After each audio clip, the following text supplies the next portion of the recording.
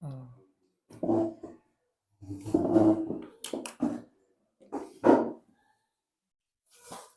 Kita mulai mungkin atau Udah mulai.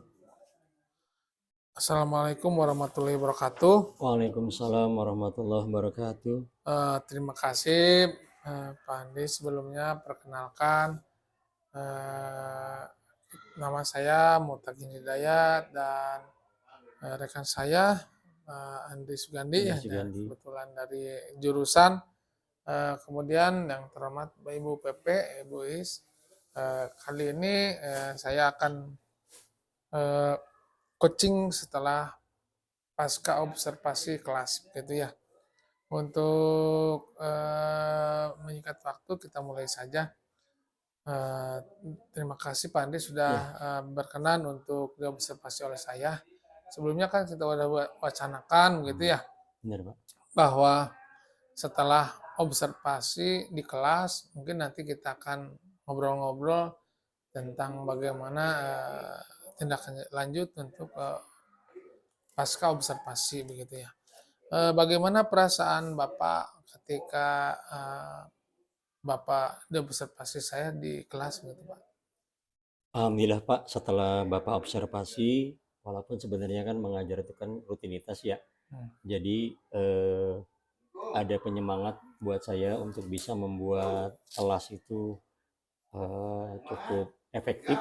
Apalagi saya mengajar mata pelajaran yang memang lebih banyak prakteknya, sehingga saya terpacu untuk mencari pendekatan-pendekatan yang efektif ketika anak-anak itu pada saat praktek itu mereka mudah untuk mengerti dan melaksanakannya. Hmm. Ya, terima kasih. Memang kelihatannya anak-anak sangat antusias ya Pak ya ketika Alhamdulillah. Bapak diobservasi oleh saya, walaupun memang pada prinsipnya anak-anak tidak grogi amat karena memang sudah terbiasa oleh Bapak Iya. begitu ya. Kemudian yang ingin saya tanyakan lebih lanjut tentang rencana pengembangan selanjutnya untuk mata diklat administrasi Transaksi. transaksi ini, bagaimana Pak?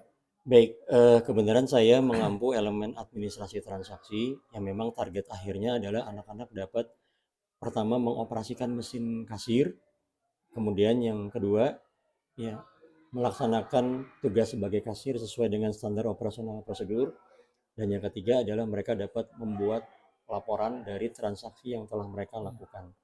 Nah, memang untuk rencana tindak lanjutnya adalah kita perkembangan kepada aplikasi-aplikasi yang lain, Pak. Karena begini, kasir itu kan sebenarnya mengikuti dari perkembangan teknologi informasi. Sehingga bagaimanapun nanti perkembangan teknologi informasi kita harus mengikuti.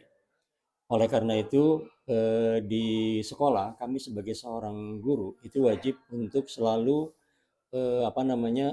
mengikuti ya kan perkembangan inovasi dari perkasiran gitu. Makanya kan ada istilah ada kasir offline, ada kasir online.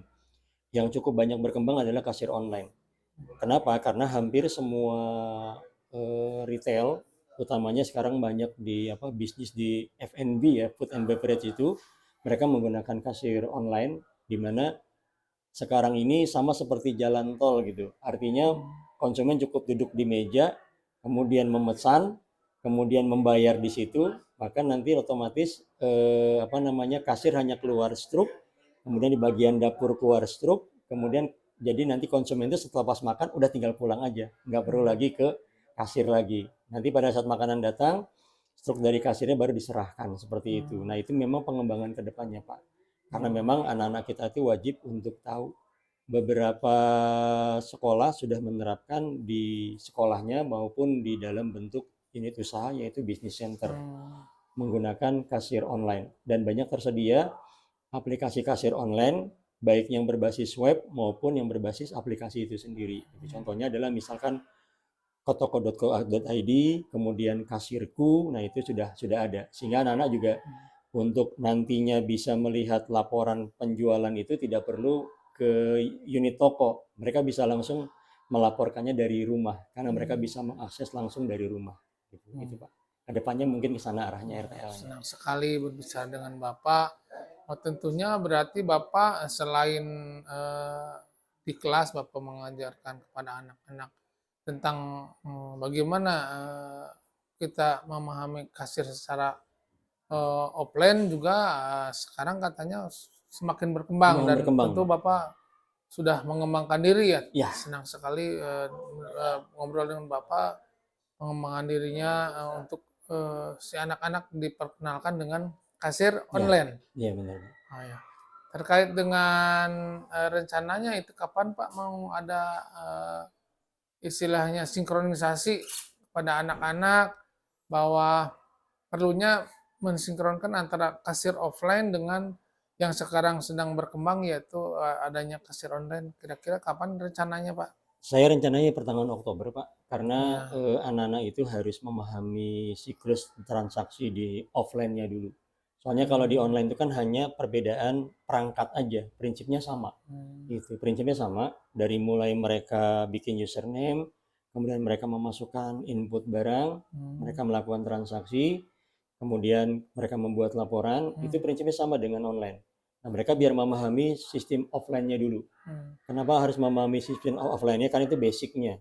Basicnya, soalnya kalau memang mereka basicnya langsung online, itu nanti problemnya adalah ketika mereka mengalami adaptasi gitu. Karena di online itu kan otomatis untuk apa namanya kesalahannya jangan terlalu banyak karena menyangkut nanti database yang ada di cloud akun kasir gitu. Tapi kalau mereka sudah paham siklus transaksi offline ya, biasanya kalau di online-nya itu mereka tinggal melanjutkannya saja. Nah, rencana kalau di pertengahan